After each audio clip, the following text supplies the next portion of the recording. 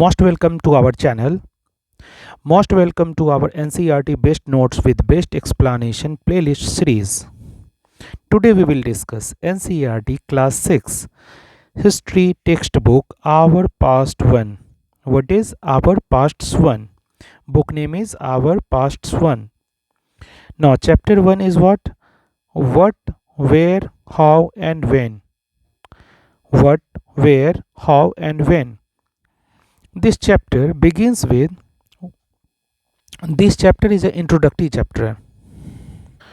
This chapter is introductory chapter laid on the foundation of studying history by identifying the types of things that we can know about the past and the sources historians use and the significance of geography and chronology.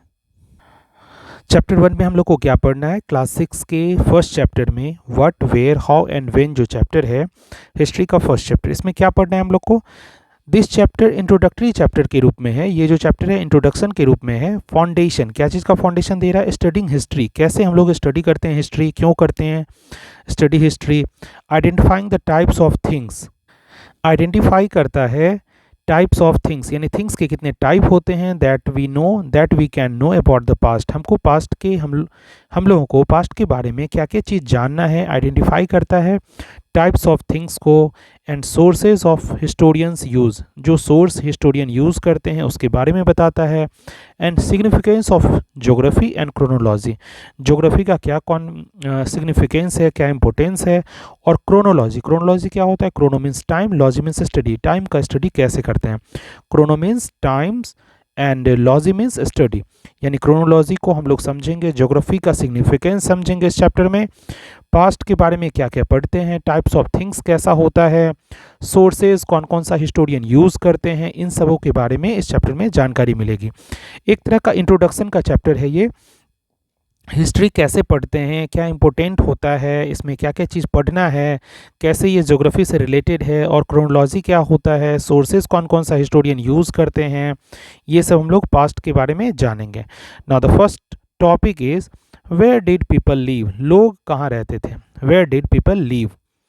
The chapter highlights importance the chapter highlights important geographical location where early human settlements developed in the Indian subcontinent. इस chapter में बताया गया है important जो geographical location है. इस chapter में बहुत सारे जोग्राफिकल लोकेशन को हाईलाइट्स किया गया है जहाँ पे अर्ली ह्यूमंस जहाँ पे सेटलमेंट्स डेवलप्ड हुए थे इन द इंडियन सबकॉन्टिनेंट में जो अर्ली ह्यूमंस आए और सेटलमेंट उनका जहाँ जहाँ डेवलप हुआ उसके बारे में बताया हुआ है.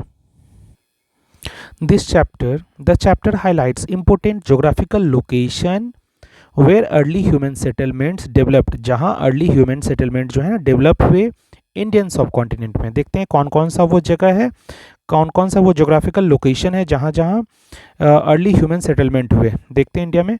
फर्स्ट जो हम लोग को पढ़ना है नर्मदा वैली के बारे में. Narmada valley, people lived here for several 100,000 years. People यहाँ पे सेवरल 100,000 ईयर्स तक रहे. पीपल लिव्ड हेयर फॉर कितने दिनों के लिए?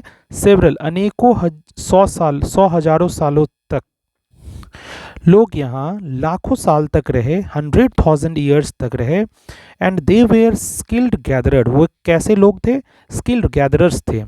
वो स्किल्ड गैदरर्स के रूप में जाने जाते हैं. Who knew the vast wealth of plants, जो वास्ट वेल्थ जानते थे, प्लांट के वेल्थ के बारे में जानते थे, यानी प्लांट के वास्ट वेल्थ के बारे में जानते थे. इन द सराउंडिंग फॉरेस्ट, उनके आसपास के जंगल के बारे में जो प्लांट हैं और उनका जो इम्पोर्टेंस है वो जानते थे. ये भी हम लोग किसके बारे में पढ़े? नर्मदा वैली वाले लोगों के बारे में. नर्मदा वैली के जो लोग थे, people lived here for several 100,000 years, लाखों साल पहले यहाँ रहते थे, लाखों साल यहाँ रहे थे.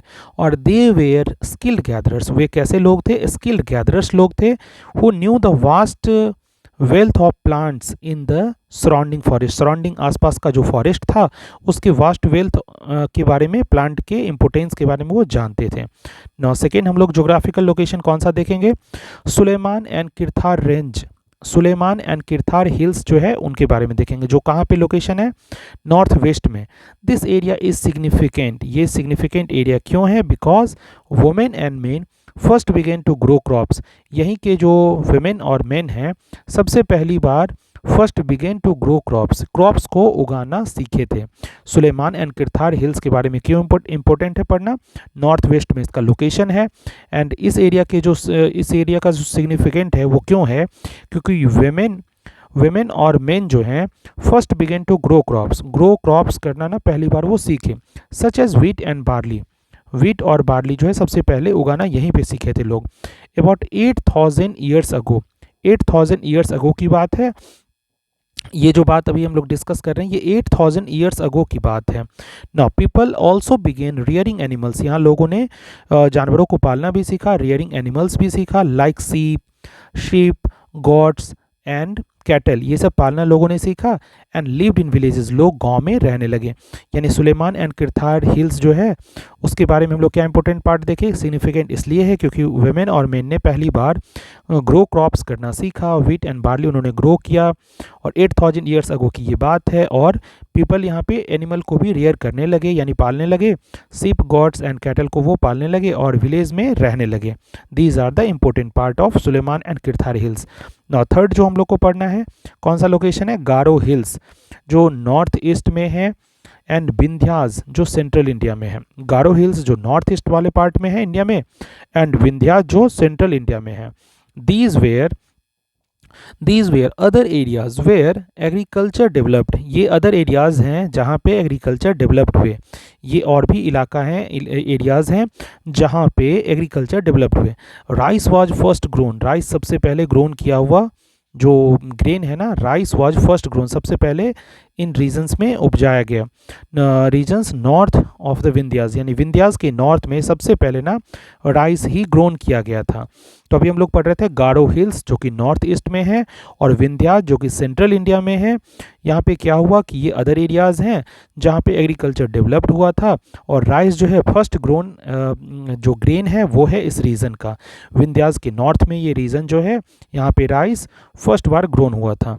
नाउ फोर्थ लोकेशन जो हमारा जियोग्राफिक लोकेशन है, इंडस एंड इट्स ट्रिब्यूटरी के बारे में पढ़ रहे हैं। इंडस रिवर जो है और इसकी ट्रिब्यूटरी यानी सहायक नदी के बारे में देखते हैं। द अर्लीस्ट सिटीज़ फ्लडिज्ड हेयर, जो सबसे पहले हम लोग के देश का जो सिटी है, अर्लीस्ट सिटी सबसे पुराना सिटी यहीं पे डेवलप्ड हुआ, फ्लडिज्ड हुआ अबाउट 47 ईयर्स अगो, ये 4700 साल की पहले की बात है, 4700 ईयर्स अगो की बात है, जो हड़प्पा और मोहनजोदड़ो के बारे में हम लोग पढ़ते हैं ना, यहीं पे डेवलप हुआ था। तो इंडस एंड इट्स ट्रिब्यूटरीज़ के बारे में क्या इंपॉर्टेंस है, द अर्लीस्ट सिटीज़, जो अर्लीस्ट सबसे पहले हमारे देश में जो सिटी डेवलप हुआ, फ्लडिज्ड हेयर अबाउट 4700 ईयर्स अगो, सबसे पहले जो सिटी डेवलप हुआ वो यहीं पे 4700 ईयर्स अगो पहले ये डेवलप हुआ, और इसको किस नाम से जानते थे, हड़प्पा और मोहनजोदड़ो के नाम से जानते थे। नाउ इसके बाद फिफ्थ जो लोकेशन है हमारा वो कौन सा है, Ganga and its tributary, Ganga and its tributary. Cities developed here about 25 years ago, यहाँ पे जो सिटीज़ डेवलप्ड हुए वो 2500 साल पहले की बात है, वहाँ डेवलप हुए। And the area south of the Ganga, Ganga के साउथ में जो एरिया है, एलोंग इट्स ट्रिब्यूटरी द सोन, गंगा के साउथ में जो एरिया है एंड इसके जो ट्रिब्यूटरी सोन है, was known as Magadh, Ganga के साउथ में और इसकी जो ट्रिब्यूटरी है सोन, उसके साउथ में जो रीजन है, एरिया है, उसको क्या नाम से जाना गया, मगध के नाम से। And which became the first large kingdom with very powerful rulers, जो क्या चीज़ के रूप में जाना गया, फर्स्ट लार्ज किंगडम, सबसे बड़ा किंगडम, पहला सबसे बड़ा लार्ज किंगडम के रूप में जाना गया, विद वेरी पावरफुल रूलर्स, जिसमें रूलर्स बहुत पावरफुल थे, जिसमें रूलर्स जो बहुत पावरफुल थे। यानी फिफ्थ ज्योग्राफिकल लोकेशन किसके बारे में हम लोग को पढ़ना था, गंगा एंड ट्रिब्यूटरी के बारे में, गंगा और इसके सहायक नदी के बारे में। Cities developed here about 25 years ago, यहाँ पे जो सिटी डेवलप्ड हुए 2500 ईयर्स अगो, 2500 साल पहले की बात है कि उस समय डेवलप्ड हुए, और एरिया जो है south of Ganga and along its tributary Son, यानी जो गंगा नदी और उसकी जो सहायक नदी सोन है, उसके जो साउथ में एरिया है ना, वहाँ पे मगध नाम का एक सिटी डेवलप हुआ, एरिया डेवलप हुआ, जो which became the first large kingdom, जो सबसे बड़ा पहला किंगडम बना, लार्ज किंगडम सबसे पहला बना था, विद वेरी पावरफुल रूलर्स, जिसके रूलर्स बहुत ज़्यादा पावरफुल थे। नाउ नेक्स्ट टॉपिक हमारा क्या है, why did people travel. Now next topic is why did people travel, people travel करते क्यों थे। तो let us know about this. People travelled throughout the subcontinent for various reasons, लोग जो हैं ट्रेवल करते थे वेरियस रीजन्स, बहुत सारे रीजन से। People travelled throughout the सब कॉन्टिनेंट, लोग कहाँ ट्रेवल करते थे, थ्रू आउट द सब कॉन्टिनेंट, मतलब पूरे सब कॉन्टिनेंट में हर जगह घूमते रहते थे, थ्रू आउट द मतलब पूरे सब कॉन्टिनेंट में घूमते रहते थे, किस चीज़ के लिए, तो फॉर वेरियस रीजन्स। रीजन्स क्या है, आइए देखते हैं बारी बारी से। तो सबसे पहला जो रीज़न है वो है in search of livelihood and to escape natural disaster like floods और ड्रॉट्स। सबसे पहला रीज़न क्या है कि लिवलीहुड के सर्च में, कि कहाँ रहना है, अच्छा कहाँ रहने का जगह है, उसके लिए वो लोग घूमते थे। और इसके बाद दूसरा क्या है, टू escape नेचुरल डिजास्टर, अगर उनको नेचुरल डिजास्टर से बचना है, जैसे फ्लड आ गया या ड्रॉट आ गया, तो कैसे बचेंगे। तो इस हिसाब से वो जहाँ पे रहते हैं पहले मान लीजिए, और वहाँ पे ड्रॉट आ गया या फ्लड आ गया, तो क्या करेंगे, वहाँ से दूसरी जगह चल जाएंगे, स्केप कर लेंगे नेचुरल डिजास्टर को। तो इस तरह से लोग जो ट्रेवल करते थे, उसका पहला रीज़न अभी हम लोग पढ़ रहे हैं कि वाई डिड पीपल ट्रेवल। तो पहला रीज़न क्या था कि इन सर्च ऑफ लिवलीहुड, अपने जीवन यापन या रहने के स्थान के सर्च में, और स्केप करने के लिए नेचुरल डिजास्टर को, कभी फ्लड आ गया कभी ड्रॉट आ गया, उससे बचने के लिए।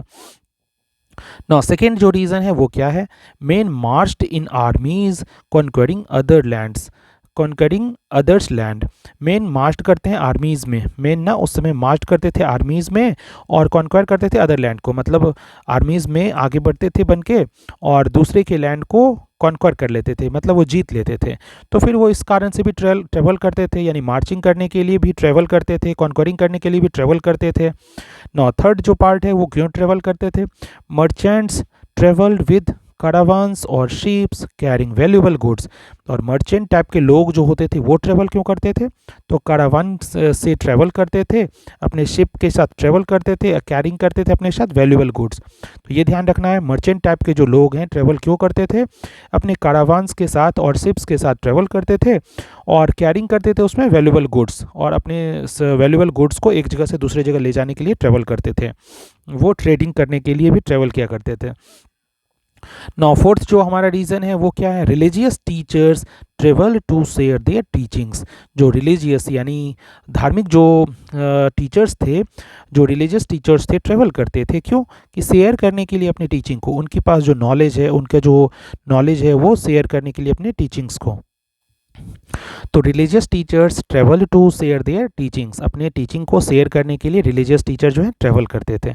Now the movement, now fifth क्या है इसका reason, the movement of people led to the sharing of ideas. ये जो मोमेंट होता था पीपल का, एक जगह से दूसरे जगह जो लोग आते जाते थे, इससे क्या होता था, sharing of ideas, idea share होने लगते थे, उनका जो आइडियाज़ है वो शेयर हो जाता था, and the enrichment of our cultural tradition, और हमारा कल्चरल ट्रेडिशन जो है इनरिचमेंट उसका हो जाता था, हमारे कल्चरल ट्रेडिशन का जो है वो इनरिचमेंट यानी वो समृद्ध हो जाता था। Sharing new ways of carving stone, हम लोगों को नया वेज मिल जाता था कि कैसे कार्व करें स्टोन को, फिर कंपोज करें म्यूज़िक, कुकिंग फूड, ये सब का नया नया आइडिया मिल जाता था, क्या क्या चीज़ का, तो कैसे कार्व करें स्टोन को, कैसे कंपोज करें म्यूज़िक, और कैसे कुकिंग करें फूड, ये सब चीज़ का नया नया आइडिया मिल जाता था। यानी the movement of the people, moment जो पीपल का होता था ट्रेवलिंग करने से, इससे क्या चीज़ में फ़ायदा होता था, led to the sharing of idea, इससे क्या होता था, आइडिया शेयर हो जाता था, and the enrichment of our cultural, enrichment of the our cultural, यानी शेयरिंग आइडिया से क्या होगा, जैसे मूवमेंट हुआ तो आइडिया शेयर होगा, फिर उससे क्या होगा, इनरिचमेंट हो जाएगा, enrichment of our cultural tradition, जो कल्चरल ट्रेडिशन है वो इनरिचमेंट हो जाएगा। अब शेयरिंग न्यू वेज, जिससे क्या होगा, नया नया वेज मिलेगा, शेयर करेंगे लोग एक दूसरे को कि कैसे कार्व करे स्टोन को, कंपोज करे कैसे म्यूज़िक को, और कुकिंग करे कैसे फूड को। तो दीज आर द रीज़न कि लोग ट्रेवल क्यों करते थे और ट्रेवल से क्या फ़ायदा होता था, अभी जस्ट हम लोग देखें why did people travel, and इसके जो बेनिफिट्स हैं वो अभी हम लोग देख रहे थे। Now next topic, our next topic is names of the land, names of the land. This one is our next topic. Two main names are used for our country. हमारे देश के लिए ना दो नाम बहुत स्पेशल रखा गया, इंडिया एंड भारत, दो नाम बहुत पॉपुलर हुआ। Two main names are used for our country, कौन कौन सा? इंडिया एंड भारत यूज़ किया गया हमारे देश के लिए। देखते हैं बारी बारी से। इंडिया जो नाम है वो कम्स फ्रॉम द इंडस, यानी कॉल्ड सिंधु इन संस्कृत। जो सिंधु नदी है ना, वो संस्कृत में उसको जो सिंधु कहते हैं, कम्स फ्रॉम इंडस, यानी इंडिया जो नाम है कम्स फ्रॉम इंडस, इंडस से नाम आया है, जिसको संस्कृत में सिंधु कहते हैं। द ईरानियन, जो ईरानियन लोग थे और ग्रीक लोग थे, who came through the north waste about, जो नॉर्थ वेस्ट से आए थे 2500 साल पहले, 2500 years ago, called the Indus the Hindus and the indoors. वो इंडस को क्या कहते थे? हिंदोज कहते थे और इंडोज कहते थे। And the land to the east of the river was called India. वो इंडस रिवर के कारण इंडस कहते थे लैंड को, इंडस रिवर के कारण हिंदोज और इंडोज कहते थे उस लैंड को। And the land to the east of the river, और इस रिवर के जो ईस्ट में लैंड था उसको इंडिया कहा जाने लगा। ये अभी हम लोग पढ़ रहे हैं इंडिया हमारे देश का नाम कैसे पड़ा। तो देखते हैं, इंडिया जो है कम्स फ्रॉम इंडस, इंडिया जो नाम है वो इंडस से आया है। द ईरानियन और ग्रीक, इंडस का मतलब, इंडस जो है एक नदी का नाम था, और कॉल्ड सिंधु इन संस्कृत, जो संस्कृत में जिसको सिंधु कहते थे। ईरानियन और ग्रीक जो हैं, जो who came through the north west, जो नॉर्थ वेस्ट से आते थे, 2500 साल पहले की बात है। Called the Indus and Hindus, called the Indus the Hindus और द इंडोज, यानी वो इंडस को हिंदोज और इंडोज कहते थे, इंडस कहते थे। And the land to the east of the river, और इस रिवर के ईस्ट में जो लैंड है उसको उन्होंने इंडिया कहना शुरू कर दिया। तो इस तरह से हमारे देश का इंडिया नाम पड़ गया। नौ सेकेंड देखते हैं, भारत हमारे देश का नाम भारत कैसे पड़ा। तो भारत जो है was used for a group of people. Bharat क्यों यूज होता था? अ ग्रुप ऑफ पीपल, यानी पीपल के ग्रुप के लिए, जो mentioned in the Rigveda. Bharat was used for a group of people, मतलब एक पीपल के ग्रुप द्वारा ये यूज होता था। मेंशन्ड इन द ऋग्वेद, जिनके बारे में ऋग्वेद में बात की हुई है, जिनके बारे में ऋग्वेद में बात की जाती है। Who lived in the north west, जो नॉर्थ वेस्ट में रहते थे। Later the name was used for the entire country, उसके बाद क्या हुआ? Later the name was used, यही नाम जो है इंटायर कंट्री के लिए यूज होने लगा। और ये ऋग्वेद के बारे में लिखा हुआ है। The earliest Sanskrit composition dated about 3500 years ago. ये जो ऋग्वेद है, अर्लीस्ट, सबसे पहला संस्कृत का कंपोजिशन है। अगर सबसे पहला संस्कृत का कंपोजिशन पूछा जाए तो ये ऋग्वेद है, और ये डेटेड अबाउट 3500 ईयर्स अगो, 3500 साल पहले की जो कंपोजिशन इसकी हुई थी वो 3500 ईयर्स अगो पहले ही हुई थी। अभी हम लोग पढ़ रहे थे भारत हमारे देश का नाम कैसे पड़ा। तो Bharat was used for a group of people, यानी एक पीपल के ग्रुप के द्वारा मेंशन्ड होता है ऋग्वेद में। ये जो भारत नाम है पीपल के ग्रुप द्वारा जो ऋग्वेद में मेंशन किया गया है नाम। Who lived in the north west, जो नॉर्थ वेस्ट में रहते थे उनके ही द्वारा ये यूज़ किया जाता था शब्द। Later the name was used for the entire country, फिर बाद में क्या हुआ? इस नाम से पूरे देश को जाना जाने लगा। तो इस तरह से इंडिया और भारत हमारे देश का नाम पड़ा। Now next topic is finding out about the past. कैसे फाइंड करते हैं पास्ट के बारे में? Finding out about the past. देखते हैं सोर्सेज क्या क्या है, पास्ट के बारे में कैसे जानते हैं, सोर्सेज क्या क्या यूज़ करते हैं हिस्टोरियंस। देखते हैं, historians and archaeologist study the past using different sources much like detectives follow clues. Historian जो हैं और आर्कियोलॉजिस्ट जो हैं स्टडी करते हैं पास्ट को समझते हैं, पास्ट को पढ़ाई करते हैं, स्टडी उसकी करते हैं। Using different resources, different sources, कौन कौन सा सोर्सेज यूज़ करते हैं? डिफरेंट टाइप का सोर्स यूज़ करते हैं। मच लाइक डिटेक्टिव्स, जैसे डिटेक्टिव अपना क्लूज़ कोई ढूंढता है किसी चीज़ की गुत्थी सुलझाने के लिए, किसी चीज़ को सॉल्व करने के लिए, पजल टाइप का सिचुएशन को समझने के लिए, उसी तरह हिस्टोरियंस और आर्कियोलॉजिस्ट जो हैं स्टडी करते हैं पास्ट को डिफरेंट सोर्स को यूज़ करके। देखते हैं वो सोर्स कौन कौन से हैं। नाउ तो सोर्स में सबसे पहला जो सोर्स है डिस्क्रिप्शन और सिग्निफिकेंस, तीनों हम लोग बारी बारी से देखेंगे पार्ट बाय पार्ट। तो सोर्स में फर्स्ट सोर्स जो है वो है मैन्युस्क्रिप्ट, सेकेंड क्या है हमारा इंस्क्रिप्शंस, और थर्ड क्या है आर्कियोलॉजी। तो बारी बारी से देखते हैं। सोर्स में पहला है मैन्युस्क्रिप्ट। मैन्युस्क्रिप्ट होता क्या है? Books written by hand, extremely important, जो बुक रिटेन होता है हैंड से उसको बोलते हैं manuscript. Books written by hand यानी हैंड से रिटेन किया हुआ बुक जो है मैन्यूस्क्रिप्ट। वैसे भी मैन्यू मीन्स हैंड होता है, menu means hand in Latin, Latin शब्द है ये मैन्यू, मैन्यू मीन्स हैंड होता है। तो जो बुक रिटेन होगा हैंड द्वारा, रिटेन बाय हैंड, तो उसको मैन्यूस्क्रिप्ट बोलेंगे। कहाँ पे लिखा जाता है, तो रिटेन ऑन पाम लीफ पे लिखा जाएगा, और the specially prepared bark, specially prepared जो बार्क होता है ना ऑफ अ बर्च ट्री, कौन सा ट्री, तो स्पेशली प्रिपेयर्ड जो होगा bark of a birch tree के बार्क पे लिखा गया, जो कहाँ पे मिलता है, हिमालय में मिलता है। तो बुक जो रिटेन बाय हैंड होता है उसको मैन्यूस्क्रिप्ट बोलते हैं। जो कहाँ लिखा जाता है, तो written on a palm leaf पे लिखा जाता है, या स्पेशली जो prepared bark of a birch tree यानी बर्च ट्री का जो बार्क होता है ना उस पे लिखा जाता है। और ये बर्च ट्री कहाँ मिलेगा आपको, तो ये मिलेगा हिमालयाज़ में, found in the Himalayas. Significance इसका क्या है, इंपॉर्टेंस क्या है, तो डेल्ट विद रिलीजियस बिलीफ्स, इसमें रिलीजियस बिलीफ्स बहुत सारा डेल्ट है यानी डील करता है ये, रिलीजियस बिलीफ्स इसमें बहुत सारे आपको मिलेंगे। लाइव्स ऑफ किंग्स, किंग्स के जीवन के बारे में जानकारी मिलेगी। मेडिसिन, साइंस, एपिक्स और प्लेज,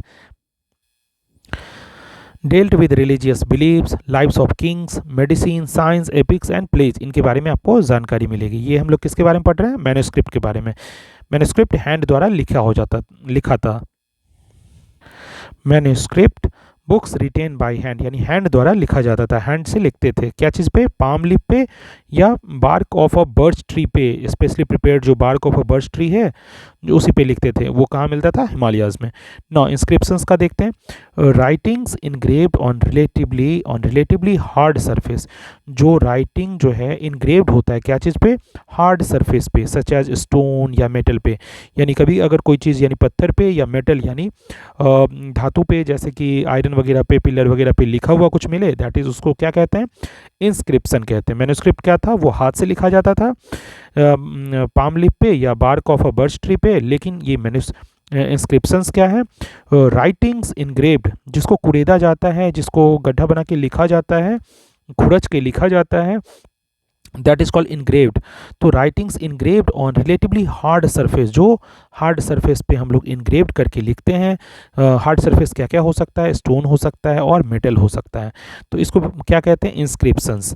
नौ इसका सिग्निफिकेंस क्या है, तो often contained orders of Kings, इसमें अक्सर क्या मिलेगा आपको, ऑर्डर्स ऑफ किंग्स मिलेगा, फॉर पीपल टू ओबे, मतलब लोगों को जो मानना है, जो किंग का आदेश होता है ना, ऑर्डर ऑफ किंग जो लोगों के लिए होता है ओबे करने के लिए, वो आपको मिलेगा। And records of victories in battle, record जो होता है ना बैटल में, जो लड़ाई में जीते हैं, सफलता जो मिली है उनके बारे में रिकॉर्ड्स इस पे लिखा जाता है। And donations made by main, और जो मेन एंड वुमेन डोनेशन किए हैं ना वो भी इस पे अक्सर आपको देखने को मिल जाएगा। तो इस पे क्या क्या मिलेगा, एक तो मिलेगा सबसे पहले ऑर्डर्स ऑफ किंग्स, इंस्क्रिप्शंस के बारे में पढ़ रहे हैं, जो इनग्रेव्ड होता है क्या चीज़ पे, हार्ड सरफेस पे, स्टोन और मेटल पे। क्या क्या चीज़ मिलेगा इसमें, ऑर्डर्स ऑफ किंग्स मिलेगा, जो पीपल को ओबे करना है, फिर रिकॉर्ड मिलेगा, विक्टोरीज इन बैटल, जो लड़ाई में लड़े हैं और उसमें जीत मिली है उनके बारे में डिस्कस होता है, लिखा हुआ रहता है।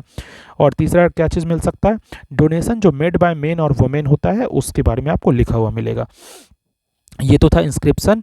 ना आप देखते हैं आर्कियोलॉजी, आर्कियोलॉजी क्या होता है, the study of the remains of buildings, ये रिमेन्स यानी जो बिल्डिंग बहुत पहले बना हुआ है या पेंटिंग बना हुआ है या स्कल्पचर बना हुआ है, उसका जो रिमेन्स बचा है, जो उसके अवशेष बचे हैं ना, उनका स्टडी आर्कियोलॉजी स्टडी कहलाता है। तो आर्कियोलॉजी क्या है, the study of the remains of the buildings, paintings and sculptures, यानी जो हम लोग बिल्डिंग्स का, पेंटिंग्स का एंड स्कल्पचर्स का रिमेन्स यानी अवशेष का जो अध्ययन करते हैं ना, इसी को आर्कियोलॉजी बोलते हैं। मेड ऑफ स्टोन और ब्रिक, जो बिल्डिंग हम लोग जिसका स्टडी करेंगे उसके अवशेष का, वो स्टोन का भी बना हो सकता है, ब्रिक का भी यानी ईंट का भी बना हो सकता है। यानी स्टडी ऑफ रिमेन्स ही हमारा आर्कियोलॉजी कहलाता है। क्या क्या चीज़ का स्टडी होगा, तो स्टडी अवशेषों का होगा, रिमेन्स का। क्या चीज़ का अवशेष होंगे, वो बिल्डिंग्स के हो सकते हैं, पेंटिंग्स के हो सकते हैं या स्कल्पचर्स के हो सकते हैं। No archaeologist explore and excavate to find, archaeologist क्या करते हैं, एक्सप्लोर करते हैं, उस चीज़ को बहुत अच्छे से एक्सप्लोर करते हैं, एक्सकेवेट टू फाइंड, ये पता करते हैं। आर्टिफैक्ट्स, अब देखिए इसमें इंपॉर्टेंट क्या है, मतलब सिग्निफिकेंस इसका क्या है, तो आर्टिफैक्ट्स क्या क्या मिलेगा, tools, weapons, pots, ornaments, coins, and bones of animal, birds, fish to determine what people ate. उस समय के बारे में पता चलता है इन सब चीज़ों को देखने के बाद। उस समय के बारे में पता चलता है कि व्हाट पीपल एट, लोग क्या खाते थे, क्या टूल यूज़ करते थे, वीपन्स कौन सा यूज़ करते थे, पॉट कौन सा यूज़ करते थे, ऑर्नामेंट क्या यूज़ करते थे, क्वाइंस कैसा था, बोन्स कैसा था एनिमल का, बर्ड्स का या फिश का। ये सारा चीज़ हम लोग को रिमेन्स से ही पता चलता है। यानी आर्कियोलॉजी से जो स्टडी होता है, क्या चीज़ आर्कियोलॉजी है, क्या the study of the remains of building, painting और स्कल्पचर। और इससे क्या फ़ायदा है कि आर्कियोलॉजिस्ट एक्सप्लोर करते हैं और एक्सकेवेट करते हैं ये आर्टिफैक्ट प्राप्त करने के लिए, आर्टिफैक्ट को फाइंड करने के लिए। इसमें क्या मिलेगा, तो टूल्स, वीपन्स, पॉट्स, ऑर्नामेंट्स और क्वाइंस मिलेंगे, जिससे पता चलेगा हम लोगों को उनके लाइफ के बारे में और डिटरमाइन करेंगे पीपल क्या ईट करते थे और कैसे रहते थे। यानी आर्टिफैक्ट्स मीन्स होता है tools, weapons, pots, ornaments and coins. And bones में एनिमल्स का भी मिल सकता है, बर्ड्स का भी एंड फिश का भी। इससे डिटरमाइन क्या होगा, व्हाट पीपल एट, पीपल उस समय में क्या खाते थे और कैसे रहते थे। Now next topic is our what do dates mean, dates का क्या मतलब होता है, what do dates mean, date का क्या मतलब होता है। Now dates are counted from year generally assigned to the birth of Jesus Christ. Extremely important, dates are counted, dates वहीं से काउंट होता है जहाँ से counted from the year generally assigned, जो जनरली असाइंड किन के लिए है, टू द बर्थ ऑफ, किन का बर्थ, जीसस क्राइस्ट का। यानी डेट्स काउंट वहीं से होते हैं उस ईयर से ही जो जनरली असाइंड है बर्थ ऑफ जीसस क्राइस्ट का। जीसस क्राइस्ट का जब जन्म हुआ था ना, तभी से जो असाइंड होता है ईयर, उसी को डेट, उसी से डेट काउंट होता है। यानी उसी को कंपेयर करके हम लोग डेट को काउंट करते हैं। Dates are counted from the year generally assigned to the birth of Jesus Christ, Jesus Christ के बर्थ से ना असाइंड होता है और वहीं से डेट काउंट किए जाते हैं। नौ बीसी, कहीं बीसी लिखा हुआ रहता है, इसका क्या मीन्स है, बिफोर क्राइस्ट, बिफोर क्राइस्ट, यानी BC means before Christ, refer to all dates before the birth of Christ. यानी अगर बीसी कहीं लिखा हुआ है दैट मीन्स वो क्राइस्ट के बर्थ से पहले की बात है। यानी रेफर्स टू ऑल डेट्स, वो सारे डेट को बताता है before the birth of Christ, जो जिसमें बर्थ, क्राइस्ट के बर्थ से जो पहले का बात है। यानी बीसी कहीं लिखा हुआ है यानी बिफोर क्राइस्ट, क्राइस्ट से पहले की बात है, यानी क्राइस्ट के बर्थ से पहले की बात है। रेफर्स टू ऑल डेट्स, ये सारे वो डेट हैं जो जीसस क्राइस्ट के बर्थ से पहले की हैं। यानी 2000 बीसी का मतलब क्या होता है कि 2000 years before the Christ birth. यानी कहीं 2000 बीसी लिखा हुआ है, इसका मतलब क्राइस्ट के जन्म के 200 साल पहले की बात है ये। यानी क्राइस्ट के जन्म के, जीसस क्राइस्ट के जन्म के 2000 साल पहले की बात है। 2000 BC means 2000 years before, extremely important, before Christ birth, before Christ birth, यानी 2000 साल पहले की, उनके बर्थ से भी 2000 साल पहले की बात है। नौ एडी कहीं लिखा हुआ है, इसका मीन्स क्या होगा, एनो डोमिनी। एडी का मीन्स क्या होगा, एनो डोमिनी। इसका मीन्स क्या होता है, means in the year of the Lord, in the year of the Lord. Name क्या है, इसका मीनिंग क्या है, in the year of the Lord, यानी refers to the years after the birth of Christ. यानी एडी लिखा हुआ है मतलब आफ्टर बर्थ, उनके बर्थ के बाद का ये साल का है। एडी कहीं लिखा हुआ है एनो डोमिनी, इसका मतलब है in the year of the Lord, यानी refers to the years after the birth of Christ, यानी क्राइस्ट के बर्थ के बाद की बात कर रहा है। यानी बीसी में हम लोग बिफोर देख रहे थे, बीसी में हम लोग बिफोर देख रहे थे, बी फॉर बिफोर, लेकिन हम लोग एडी में क्या देख रहे हैं, आफ्टर। ये आफ्टर के लिए आया है, ये आफ्टर के लिए ए आया है। तो एडी का मीन्स क्या हुआ, in the year of the Lord and refers to the years after the birth of Christ, यानी after the birth of Christ के बाद का ये समय है। नो मॉडर्न यूजेस जो है, मॉडर्न यूज़ हम लोग क्या करते हैं, सीई, अभी मॉडर्न में यूज़ होता है सीई, सी का मतलब होता है common era, is often use instead of AD. यानी सीई कहीं लिखा हुआ है मतलब एडी के बदले में ही उसको लिखा गया है। सीई का मीन्स क्या है, common era, is often used instead of AD, यानी एडी के बदले हम लोग सीई यूज़ करते हैं, कॉमन एरा। एंड बीसीई जो यूज़ करते हैं बिफोर कॉमन एरा, यानी बीसीई कब यूज़ करते हैं, बिफोर कॉमन एरा के लिए, इंस्टीड ऑफ बीसी, यानी बीसी अब नहीं लिखा जाता है, यानी अब जो है एडी को लिखते हैं सीई, और पहले लिखते थे बीसी जिसको, उसको अब लिखते हैं BCE. That means modern use में हम लोग क्या करते हैं, पहले तो हम लोग एडी यूज़ करते थे, पहले एडी यूज़ करते थे, उसके जगह पे अब हम लोग सीई यूज़ करते हैं। यानी कॉमन एरा के लिए इंस्टीड ऑफ एडी, यानी आफ्टर जो बर्थ है, यानी क्राइस्ट के एरा के क्राइस्ट के बर्थ के बाद का जो समय यूज़ करते थे एडी, उसके लिए अब हम लोग यूज़ करते हैं CE. C means common era. और जब हम लोग बीसी यूज़ करते थे जिस चीज़ के लिए, उस चीज़ के लिए अब हम लोग बीसीई यूज़ करते हैं, यानी before common era, before common era instead of BC, यानी बीसी के बदले में हम लोग बिफोर कॉमन एरा यूज़ करते हैं। नौ, अब ये क्या है, the past was different for different groups of people. ये पास्ट जो हमारा है ना, वो डिफरेंट पीपल के लिए या डिफरेंट था ग्रुप्स के लिए।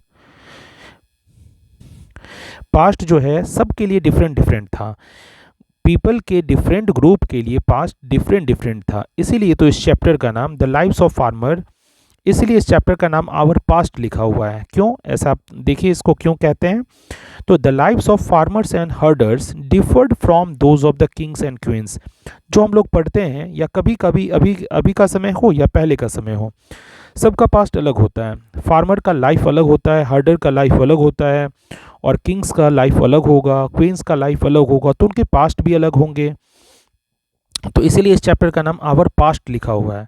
यानी the past was different for different groups of people, people के डिफरेंट ग्रुप्स के लिए पास्ट जो होता है वो डिफरेंट होता है। पीपल के डिफरेंट ग्रुप के लिए पास्ट जो है डिफरेंट डिफरेंट होता है। यानी the lives of farmers and herders deferred from those of the Kings and queen's. Kings और क्वींस का जो पास्ट है वो फार्मर और हर्डर्स के लाइफ के पास्ट लाइफ से अलग होगा। Which is why the book, इसीलिए तो इस बुक का टाइटल आवर पास्ट लिखा हुआ है। पास्ट्स, ये जो प्लुरल फॉर्म यूज़ किया गया है, इसका मीनिंग यही है कि सबका पास्ट अलग अलग होता है। डिफरेंट ग्रुप, पीपल के जो डिफरेंट ग्रुप हैं उनका पास्ट डिफरेंट डिफरेंट होगा। Now, this is all about this chapter. A lot of thanks for listening, watching, sharing, liking, subscribing. Again and again, thanks. We will meet in next chapter.